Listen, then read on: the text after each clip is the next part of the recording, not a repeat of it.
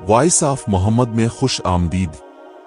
آج ہم بات کریں گے کہ اسلام ہمیں عید الفطر کے بارے میں کیا تعلیم دیتا ہے۔ عید الفطر ایک خوشی کا موقع ہے جو پوری دنیا کے مسلمان مناتے ہیں۔ یہ رمضان کے مقدس مہینے کے اختتام کی نشاندہی کرتا ہے۔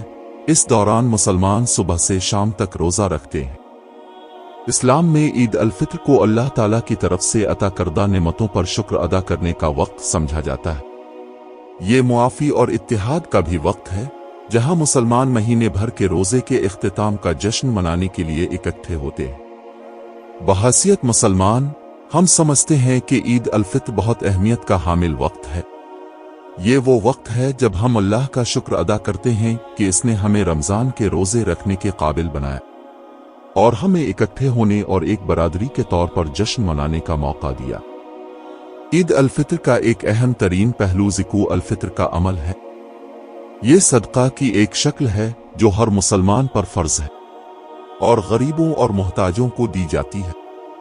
یہ ہمارے لیے ایک طریقہ ہے کہ ہم اپنی نعمتیں ان لوگوں کے ساتھ بانٹیں جو کم نصیب ہیں، اور اس بات کو یقینی بنانے کے لیے کہ ہر کوئی عید الفطر کی خوشیوں سے لطف اندوز ہو سکے۔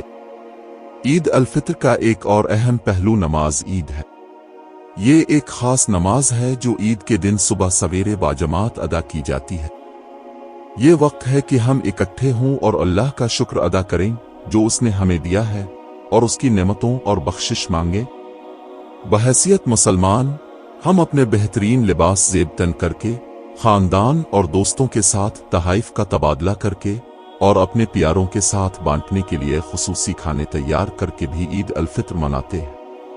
یہ خوشی اور جشن کا وقت ہے اور ہمارے لیے ایک کمیونٹی کے طور پر اکٹھے ہونے کا وقت ہے۔ عید الفطر پوری دنیا کے مسلمانوں کے لیے ایک خاص وقت ہے۔ یہ شکر گزاری، معافی اور اتحاد کا وقت ہے اور ایک وقت ہے کہ ہم ایک کمیونٹی کے طور پر اکٹھے ہو کر مہینے بھر کے روزے کے اختتام کا جشن منائیں۔